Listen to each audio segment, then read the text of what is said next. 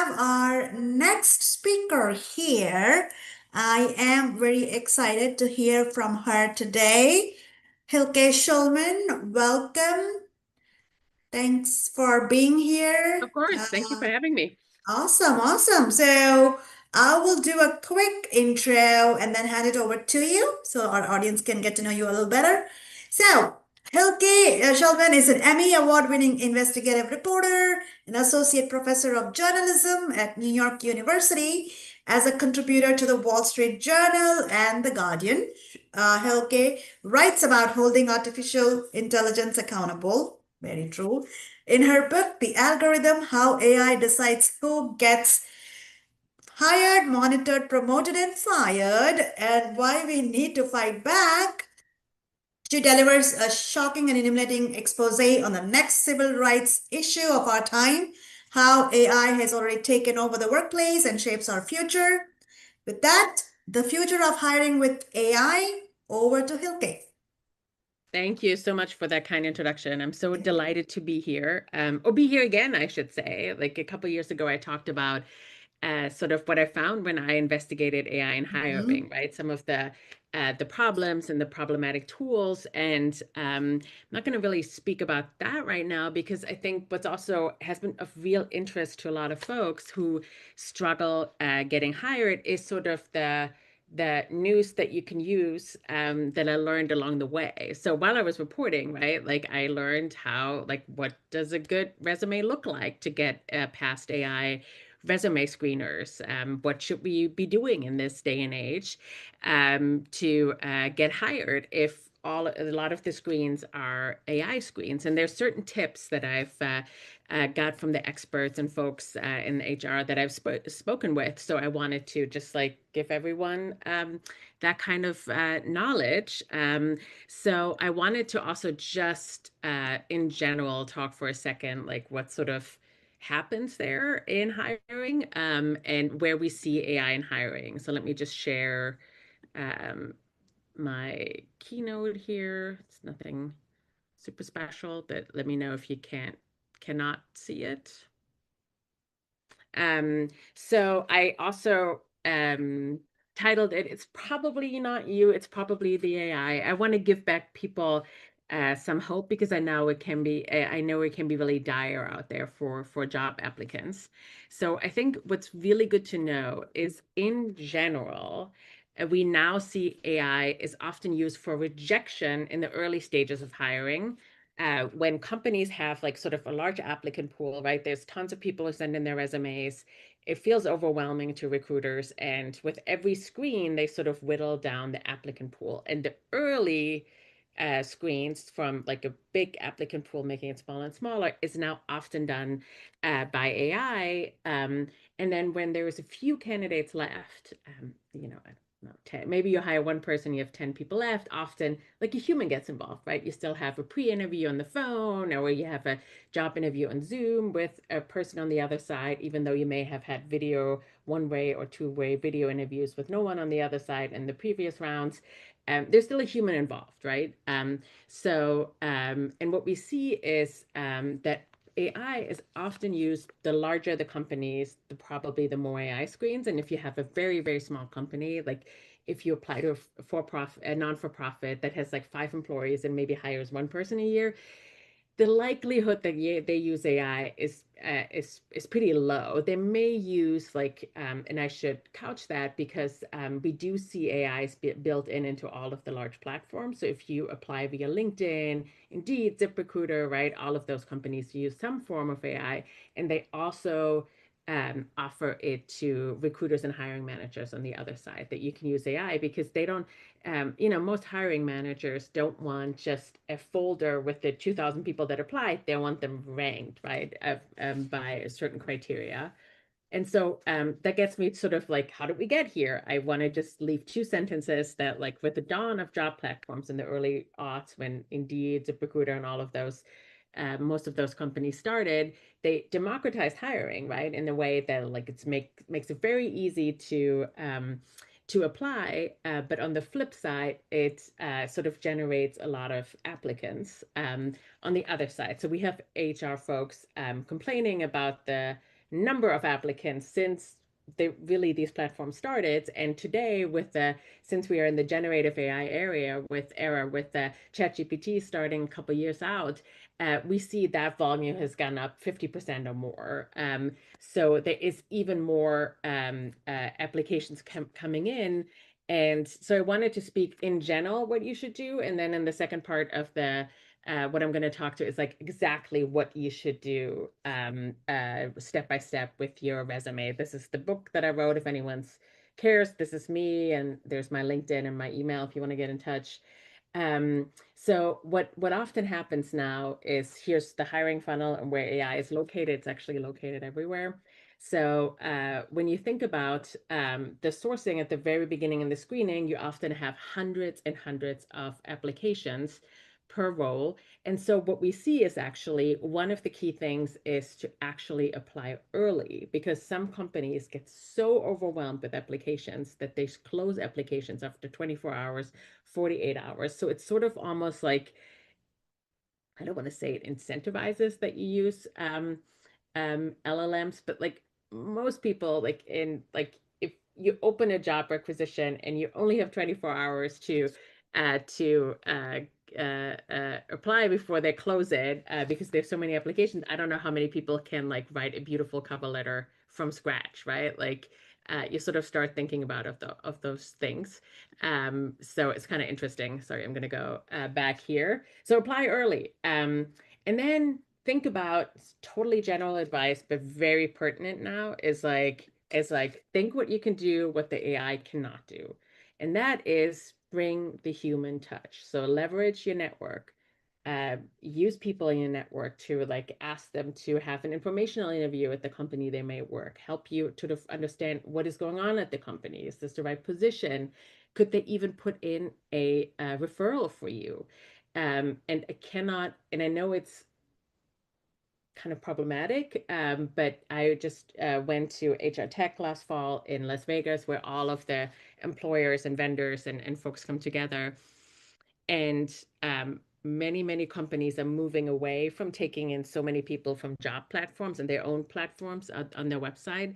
They're looking more and more at internal referrals. And they acknowledge that, we sort of, uh, lots of people in the industry 10 years or so ago, like try to bring down the number of internal referrals because of bias, right? Because people often sort of suggest people that they know that look like them, that are like them, have similar backgrounds, right? Like it's actually makes it much harder to diversify the company. When I brought this up to hiring managers, now that the shift is happening, they say like, yeah, we acknowledge that, and we do think it's problematic, but we have so many unqualified people applying. We have so many sort of wrong people, not wrong people applying, but like swap people, like in assessments. Like I apply for a software developer position, but I'm not really that great. So my friend Jane is taking the test, and then I show up, I get the job, and Hilke shows up, and it turns out she's not really that great. And it takes the company weeks to understand that, like, oh, maybe I wasn't the person who did the assessment, because not that many folks check. So they feel like, well, at least a human would recommend another human with like hopefully comparable qualifications. So use that human network if you can. And also, I've had, it's controversial because not every recruiter likes to be contacted, but I had job applicants that I've spoken with that had real success with the strategy. They never, just by applying, they never got any hits. But when they started reaching out to recruiters, when there was a name on the job description, this is the recruiter, or they were tagged on LinkedIn, reaching out to them directly, that's when they got the interviews. So that might be something to consider. So like engage with the recruiters on the job platforms. Also, that will signal to the AI that you're interested. So I think you have to think about LinkedIn and ZipRecruiter and Indeed and all those big job platforms. Yes, they are looking for the most qualified person, but they're also looking for the most qualified person likely to apply, because they want to make the recruiter happy if the recruiter is just looking for people on their side, right? So they don't want to maybe put somebody like me forth, who's been in her job for a long time, loves her job. I have really not been engaged with recruiters on LinkedIn very much, and I haven't applied for any job. So there's no signal from me that I'm actually looking for a job, right? So like following a company is a signal for the algorithm, like not a strong one that if you're unqualified, it puts you at the top, but if all things are equal, it might put you up a little higher. And also engaging with recruiters actually shows the algorithm that you're likely to apply, that you're interested in a job. So I think that's something to think about. Think about. I also think for this is my advice mostly for women because they often like sort of sell themselves short a little bit. Like a lot of women only apply when they're like 150%, when they're overqualified for a job or qualified, and a lot of men actually sort of apply and be like, I can learn this. I maybe only have 60% of the qualifications. And the CEO of ZipRecruiter like sort of said this very strongly, like apply. If you have 60, 70% of qualifications, apply. You never know who else is applying, and let the algorithm decide you might be that candidate that they're looking for, because there often is a way to just like get you skilled up if so let the algorithms decide. Also, we'll talk a lot about like how to make a machine readable resume. And if you don't like how that resume looks like, you could always bring your like beautiful, colorful 2-row resume to a job interview. Because I assure you, most recruiters have not, they will look at your resume 5 minutes before you walk in the door. And so you can just email them 10 minutes, half an hour before the actual job interview, the resume that you really want them to read. And 99% of the time, they will read that one. So those are like sort of the big overwhelming things, overarching things. And then I wanted to go talk a little bit more specifically about how to do this. So this is the apply smart. So one of the things is apply early. The other advice I have is apply directly. So I've heard this from numerous recruiters that said that. So there's the job description is on the job platforms, right? You see it on LinkedIn and other places, but it's often also on the company's website. They have their own portal where you can apply. And the recruiters told me that that they look there first in the company's website, whatever comes in through the company, because that extra step, I don't know if they presume this is meaningful, or I have no idea, but that they go to that pool of applicants first and look there. And only if they don't find enough suitable applicants in that pool, the people who directly went to the website of the company and applied there, they then go to the job platforms and look through those, and look what the AI has pulled up. So I think it couldn't hurt to do that. I think also, if you have a very long resume, technically, if you have a second resume that you can bring to a job interview, you don't really need to necessarily have this one page only resume, right? Because a machine doesn't care if you have a 1 page or 2 page. Maybe not 10 pages, but like you can have a little longer if you feel like I really absolutely need to put these things in there. And like the most important thing is like your resume has to be machine readable. But what does that mean, right? Like sort of like very opaque. So what we had before the age of AI, I think a lot of folks would say to people, make sure your resume stands out, make it beautiful, like 2 rows, and like maybe work with colors and even some graphics. And I think we're definitely not in that age anymore, because computers have a hard time reading graphics. So that's a real problem. So 2 rows, it could put your information in the wrong field of a spreadsheet. So on the other side, even though AI is used, like they were still using spreadsheets, right? Like putting, it's like a souped up spreadsheet basically, that applicant tracking systems are on the other side. And I should also say, like, the advice I have is sort of like very general advice that applies in most places, right? But companies have, they take out of the box algorithms or applicant tracking systems that now have AI built in. We just don't know like which function they have turned on or off, right? So we don't know exactly what companies are using. But in general, in this day and age, you need to have a machine readable resume no matter what. So no fancy design, colors or graphics. Just keep it super simple. And the computer does not care if it doesn't look fancy. Also, make sure there are no special characters, unfortunately. Like if you have ampersand or tildes or something, the computer may not correctly ingest that information.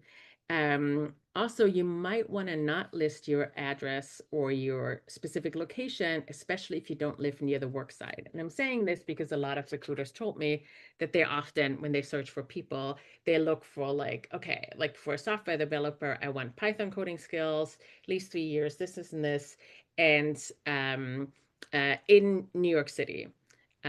So like if you live far away, for some jobs, companies would be like, oh, they'll probably relocate. But for some, I've heard them, oh, we just throw them out of the pool because they're very unlikely to relocate. And you might want to relocate, like who knows, right?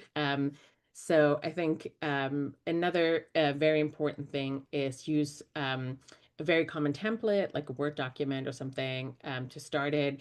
Use short, crisp sentences, be declarative and quantify achievements where possible.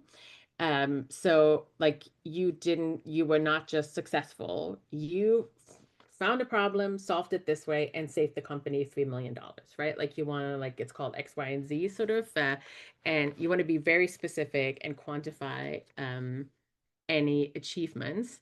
And then I think you also want to try to use standard headings. So, like, what the problem is with computerizing resumes, we call this like semi-structured language or semi-structured format. It's like sort of structured, but not always. So we have people who put different headings in there, like some put a work experience or work history. So like not every computer will put that in the right field. So I think really very clear, like work experience, education, skills, technical skills, certifications, like having these clear sections can be really helpful. And if you ever upload your resume, if you go to a company's website, they sometimes will ask you, like, upload your resume, and then they give you a window and say, here's your work experience, here's this. And if your experience the different fields are in the wrong fields, like your education makes it into the work experience, then you see, oh, maybe my headings don't work. Maybe I need to like make sure that this is easier decipherable for a computer. So there are a couple of tools like JobScan and others that can help you with that. So that's really helpful to know. And then lead with the actual skills that you have and what you actually did, how you did it, and what came of it. And I think also what we see now is a lot of companies are moving away, which is a good thing, to not look at like maybe they still require a bachelor's degree, so they look for like that bachelor degree, but they might they hopefully stop looking at the colleges and universities you went to. So because they don't want folks to think like, oh, you went to Harvard, you must be really smart, right? Like no, like if the bachelor degree is a minimum requirement, we'll just look at bachelor's degrees, and they also start looking at skills. So it gets de-weighted the school where you went to. So it's really important that you have the skills on there. And sometimes the skills section can be really helpful. And you want hard skills, meaning like you have a Python certification, you have this kind of skill, this kind of skill. And you also want to list sort of what we call soft skills, like you're a team worker, you're a collaborator, you work well under pressure. Like all of those things are criteria that are often in the job description. And then, a resume parser, even with AI, is not totally smart, right? It will often look at like, okay, what's in the job description? Is that in the resume? And what might be helpful, LinkedIn has a little feature that when you apply through LinkedIn, it will tell you, oh, you have these important skills. and you need those important skills. And sometimes you see like, oh, I work well under pressure. You can just click on that, like, because you do have that skill. You just didn't, you know, most people don't put that on their resume, but actually, a tool will look for that. And then general, which we had before, right? You want active verbs. You want to show what you accomplished, the effect of that. Um, um, we talked about the skills. Then you want to match your resume with the keywords in the job description.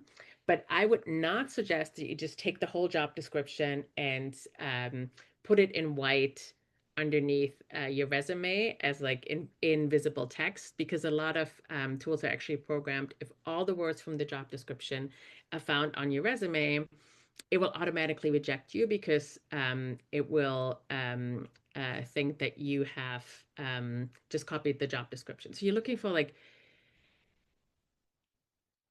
60 to 80, maybe 70 to 80 or 90% of overlap. And tools like JobScan and others can help you with that, because you can upload your resume, you can upload the job description. It will tell you, like most ATSs will think you have like 60, 70% of overlap. So that might be helpful. Also, if you have like almost no qualifications for the job, and you post you put invisible text of the whole job description in there, so you make it through the first line of defense of the applicant tracking system. If you get into the hands of a human recruiter, they'll be like, what does this person do here? So I would be very careful because they might get upset. I have a couple more things that I wanted to mention before we get to question. So make sure you have no breaks in your CV, unfortunately, because I think that's a problem that has come up in surveys of leadership. Um, who use AI, like almost half of them said that their tools are programmed to automatically reject you if you have a 6 month or longer break in your CV. I think that's very problematic, because that sort of puts like is biased against people who have been unemployed, and it really takes a long time now to find a job. And sometimes we also take a break from employment because we take care of a kid, of our parent. Who knows? There could be any kind of reason. So it's really a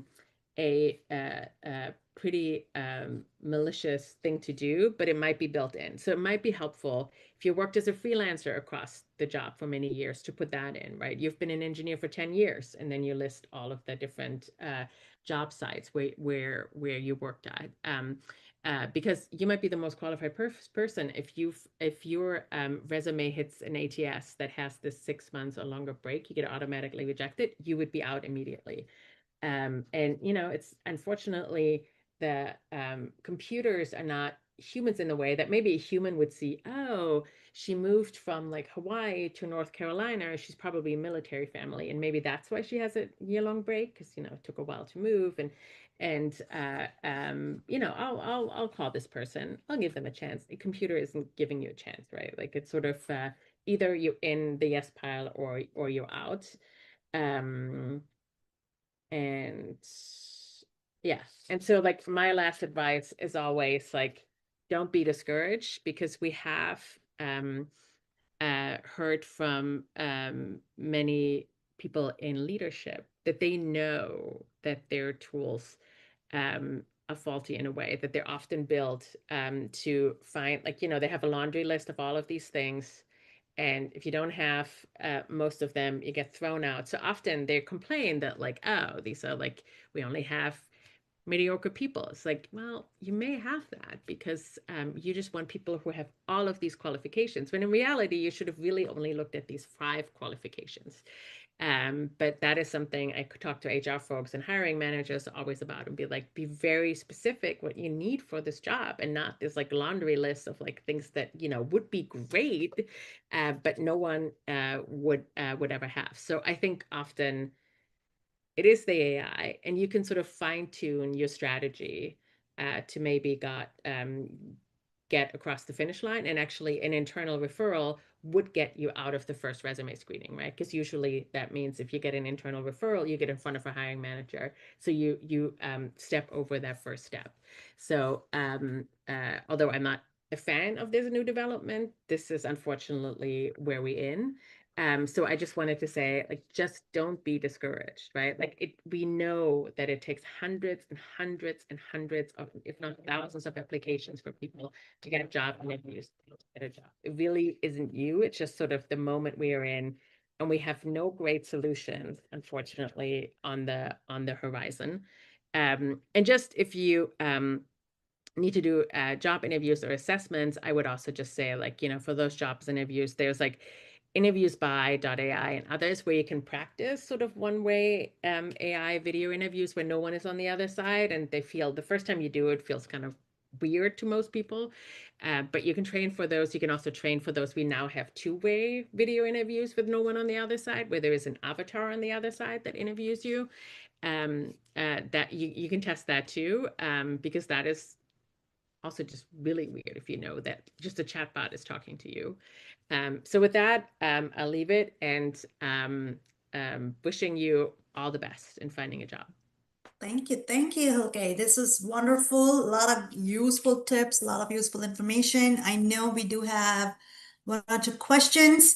I'm going to go to the questions first. I think the first one is from Chloe again. With the shift towards referrals and signaling interest, how direct should candidates be when engaging recruiters without coming across as transactional? I think, and I think that's sort of, I think that's great to think through. Like, I think you want to always like put your passion for this job and your interest first, and why you're so excited to apply for this company. Because they're sort of more smitten by that. Like if you come in even to a job interview and you tell the hiring manager, or why you're so excited that like you love to work in at this company because of X, and they can tell you did your homework, they're just so, just puts them in a much better mood. And I think that's the same with recruiters. Although I think, obviously most of us work because we need to earn a salary, and that's the most of the motivation. But that aside, people love it when you are passionate about the job, at least I think in a US and Western European context, which I can speak most to. And I see a couple of questions again. I think something to do with folks who've been laid off and who've had a gap in between. We've been trying hard, trying to find that next job, networking, reaching out to contacts, connecting with recruiters, doing everything we as a candidate should be doing. Let's say I'm including myself just for it. But what can we do, and what are your recommendations on how we go about um, finding this next role? How do you explain that gap if somebody was laid off and had a gap? It's not out of their own choice, forced out into a gap. And what can you do as a candidate, and how do you present that to a recruiter possibly? Yeah. I mean, I think it's really tough to want to address that, right? Like I think one way is if you're worried about this like 6 months gap or longer on resumes, I think sometimes we have like, maybe you worked, you still had your, I don't, I'm making this up, like your side hustle going, right? Like you maybe the side hustle spans that time on your resume, right? Like you're working in this other place while you were laid off, or you had like contract work, right? That is work. Like all of that is work, right? I think if you also have a very long break, or you're worried about it, you could address that in the cover letter, right? And say like, I mean, like like if you can address to a human, say like, I had a very difficult pregnancy, I was on bed rest, I was laid off. I mean, I think that sort of you hope that anyone would sort of get that like, okay, this is not your fault. But, Um, but and I'll I be think that honest. that applies in the Western European and US context, because it's illegal to I'm not saying it doesn't happen, but it is illegal to discriminate people who are pregnant, Mhm. right? Like that is very different in other countries. So I want to acknowledge that. And I don't know the necessary like all of the things, but I would I would also just sometimes being very generic, and you don't really have to say it's a painful layoff. You can just say like, yeah, they had like a reduction in force. Maybe your whole all of accounting was laid off. say that, right? If that's true, obviously. You can also just say, like, it just didn't work out. It didn't work out. Mm-hmm. You don't have to say why, right? Like you don't have to be specific and like go into a lot of that. And in fact, I wouldn't lead with that. I would lead with like, I'm really excited about this, and this is my dream job. And I've also, if you can forefront, like if you have updated your skills, right? Like I think a lot of recruiters are reluctant to engage with people or put them at the top of the list if they've been out of work for a very long time because they're fearful that you've lost your skills, right? Like, so if you can like sort of say like, oh, and I did this certification and I, did this new Python class to show like, hey, you're keeping up with what's happening in the world of work, I think that puts you in the front. There's also I only know this in the US context. I don't know for other countries, but some large companies have sort of re-entry programs where you can do like sort of maybe a short apprenticeship or Mm-hmm. internships, or they bring you in at a lower salary. And what's kind of interesting is like, and that really speaks to people who are sort of sidelined by this weird process and these weird quote unquote standards we have that you can't have breaks in employment and you need to always keep up. Like we know from surveys that these people who come in through maybe the side door through these programs are more dedicated than their actual workers. They're so passionate and they work so hard and they are retained by these companies. That really shows you we really shouldn't be overlooking them. But this is probably not the right audience for that. But Okay. understand, like once you get in, you're very likely to be seen. But the getting in the door, I understand, is just very tricky, very tricky. Awesome. Thank you. Thank you. Thank you so much. I know we're a little over, but this is great. We appreciate you being here. Thank you so much. And I do want to say I thoroughly enjoyed your conversation with Trevor Noah on the Number One Oh, thank podcast. you so It much. was wonderful. I would recommend that to anybody who wants to get He is more actually really insights on funny. this. I just tried to be funny. It was fabulous. I thoroughly enjoyed it. Thank you so Thank you much. so Okay, much. Thank we'll you, talk to you everyone. again. Thank you. Bye-bye.